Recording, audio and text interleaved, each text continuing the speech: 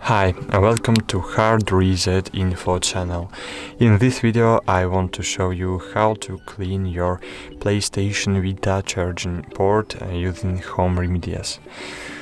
So remember the one rule: never use metal objects to clean the connector so as not to damage your charging mechanism.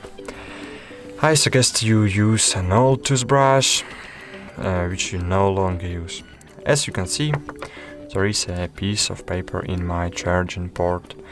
To get it out, you first have to take the cover off if you have the cover, and take the brush in your hand. Then gently insert one part of the brush into the USB port and try to gently pry the piece of paper out. So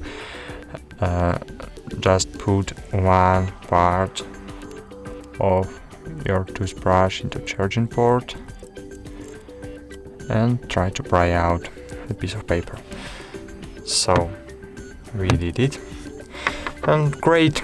Thanks for watching. Like this video, subscribe to the HardReset.info channel, and see you soon again. Bye.